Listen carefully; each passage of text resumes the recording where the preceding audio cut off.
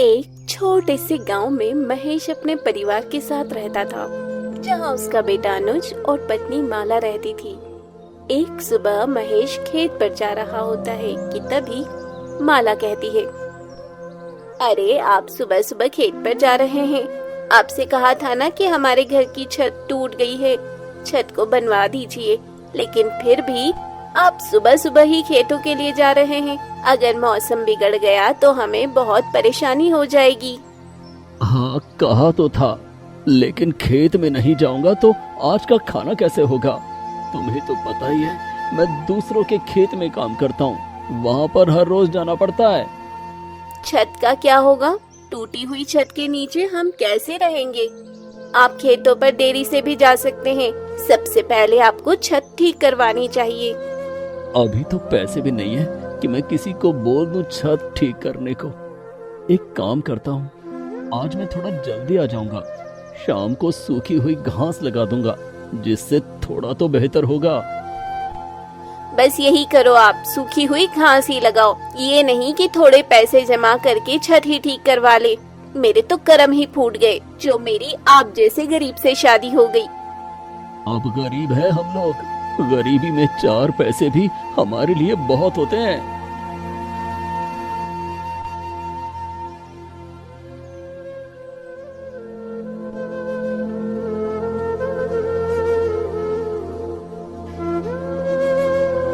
महेश अपनी बीवी से मुंह बनाकर खेत में चला जाता है। वहाँ खेत का मालिक पहले से ही महेश का इंतजार कर रहा था। अरे मालिक, आज आप खेत में सब कुशल मंगल तो है ना? हाँ हाँ, सब कुशल मंगल है। ये खेत मेरा ही है और मुझे अपने खेत में आने के लिए तो किसी से पूछना नहीं पड़ता ना। अरे मालिक, ये आप कैसी बातें कर रहे हैं? सब कुछ तो आपका ही है, आपको किसी से क्यों पूछना? मैं तो बस ऐसे ही कह रहा था। आप बेकार में मेरी बात का बुरा मत मानिए। मैं यहाँ ये कहने आया था कि अब से तुम्हें जो दिन की खेत की दिहाड़ी मिलती थी, उसमें से मैं 100 रुपए कम कर रहा हूँ। ये आप क्या कह रहे हो मालिक? दिन के वैसे भी 300 रुपए मिलते हैं। अगर आप उसमें से भी 100 रुपए कम कर दोगे तो बचेगा ही क्या? थोड़ा तो मेरे बारे में भी सोचिए ना। अरे मेरे पास किसान की कमी नहीं है। अगर तुमसे 200 रुपए में खेती नहीं हो रही है तो साफ साफ बता दो, मैं किसी और किसान को यहाँ रख लूंगा। नहीं नहीं मालिक, आप किसी और को मत रखिए, मैं ही यहाँ खेती कर लूंगा। मैं गरीब हूँ और आपके खेतों में खेती करके ही मेरा गुजारा चलता है। अगर आप किसी और को रख लेंगे तो मेरे परिवार का पालन पोषण कैसे होगा? मैं आपको कोई गलती का मौका नहीं दूंगा। आप मुझसे मेरा काम मत लीजिए। महेश बेचारा जो परिवार के लिए ही सब कर रहा था, उस पर और भी परेशानियां बढ़ती जा रही थी।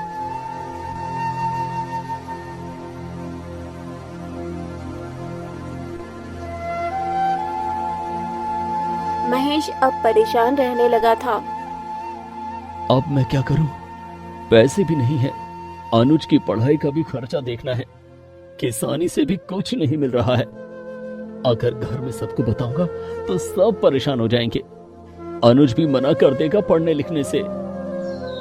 कई दिन निकल रहे थे और अब परिवार के बारे में सोच सोच कर महेश की तबीयत खराब रहने लगी थी।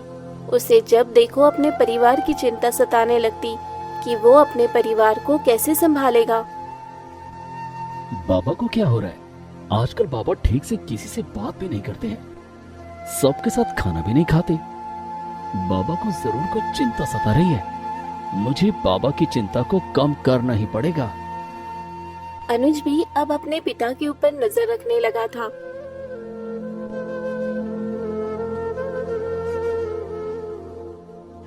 एक दिन जब वो खेत में अपने पिता को पहले से ज्यादा काम करते देखता है तो वो हैरान हो जाता है, क्योंकि उसे नहीं पता था कि उसके पिता इतनी मेहनत कर रहे हैं।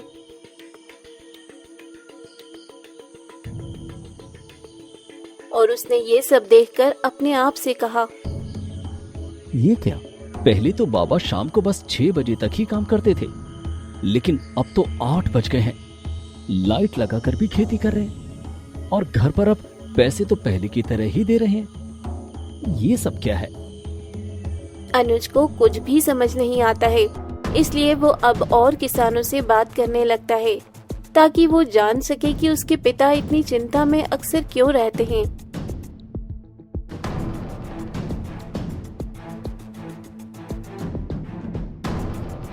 अरे हरिया काका, आप भी तो मनोहर काका के खेत में दिहाड़ी पर काम करते हो ना?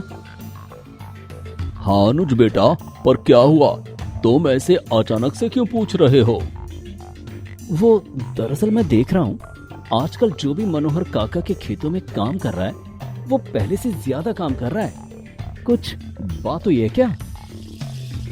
बेटा बात क्या होनी है, खेती उस मनोहर का है, उसने दिहाड़ी के पैसे घटा दिए हैं। मरता क्या ना करता, जब पैसे कम हो जाएंगे तो थोड़ा ज्यादा काम करके पहले जितने पैसे तो बनाने ही पड़ेंगे ना। ये तो गलत है ना, आप सबने कुछ बोला नहीं क्या उन्हें? वो आखिर किसी के साथ ऐसा कैसे कर सकते हैं? किसकी इतनी हिम्मत? और इस गांव में सारे खेत मनोहर के ही तो हैं, और अब पेट को पालने के लिए शरीर को मार तो खानी ही पड़ेगी ना। ठीक है हरिया काका, ये सब आपने मुझे बताया उसके लिए आपका बहुत बहुत धन्यवाद। अनुज को सब समझ में आ जाता है और वो चुपचाप घर आ जाता है। मेरा शक सही था, बाबा अक्सर इसलिए ही इतने परेशान रहते हैं क्योंकि मनोहर काका ने पैसे कम कर दिए हैं। लेकिन अब मनोहर काका का बहुत हो गया, खेत से उनका भी घर चलता है और हमारा भी। लेकिन किसानों के साथ उन्होंने जो किया है वो बहुत गलत किया है, अब उनको सबक तो जरूर मिलेगा। अनुज काफी चतुर था, इसीलिए अब वो अपनी चतुराई का ही इस्तेमाल करता है और अब सारे किसानों को एक साथ बुलाता है और सब लोगों को प्यार से समझाते हुए कहता है, देखिए आप सब किसान एक ही समस्या से जूझ रहे हो, इसलिए मरहम भी अब आप सभी एक दूसरे का भी बन सकते हो। ये क्या है अनुज बेटा, तुमने यहाँ हम सबको क्यों बुलाया है और ये क्या बात कर रहे हो? समस्या, मरहम, हम सब कुछ समझ नहीं पा रहे। बाबा मुझे पता है मनोहर काका ने दिन की दिहाड़ी के 100 रुपए घटा दिए हैं, लेकिन अब आप सब इतनी मेहनत कर रहे हो तो थोड़ा अकल से भी काम लो। वो कैसे अनुज बेटा, आखिर ऐसा कैसे हो सकता है? देखिए हमारे गांव से बाहर और भी जमीन है, आप सब वहां भी किसानी कर सकते हो। और मेरी मानो तो अब आप सब खेत में जाओ ही मत, क्योंकि मनोहर काका के खेत को भी आपकी उतनी ही जरूरत है जितनी आप सबको खेत की। अनुज की बातों में वजन तो है, ये लड़का बिल्कुल ठीक कह रहा है। अगर हम इसकी बात मानेंगे तो हमारी सारी परेशानियां हल हो जाएगी। और ये वजन आप सबकी बातों में भी होगा जब आप सब मनोहर काका को उनकी भाषा में ही जवाब दोगे। जब मनोहर काका को पता चलेगा कि उनका एक भी किसान काम नहीं कर रहा, सबको दूसरा काम मिल गया है, तो आप सबकी इज्जत करेंगे। मैं तो अनुज की बातों से पूरी तरह सहमत हूँ, हमें यही करना चाहिए। अब सभी लोग अनुज की बात मान जाते हैं और अब कोई भी अगले दिन से खेत में नहीं जाता। ये क्या है, अचानक से सारे किसान कहाँ मर गए हैं? कोई भी खेत में नहीं आया।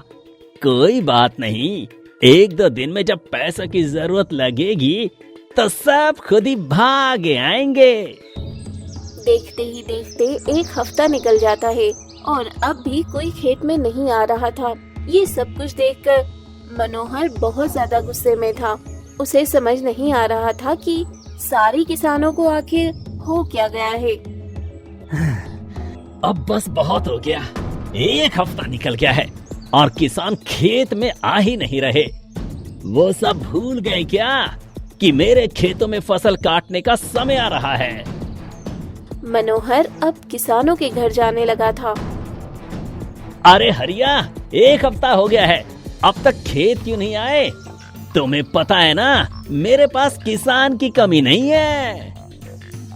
ओहो, किसान की कमी नहीं है तो एक काम करिए, आप उन किसान को ही बुला लीजिए, क्योंकि मुझे तो दूसरा काम मिल गया है। दूसरा काम? अरे मेरे खेत का क्या होगा? आपके खेत के लिए वो बहुत किसान है ना, जिनकी कमी नहीं है आपके पास, उनमें से ही किसी को पकड़ लेना। एक के बाद एक मनोहर हर किसान के घर जाता है और खाली हाथ ही लौटता है।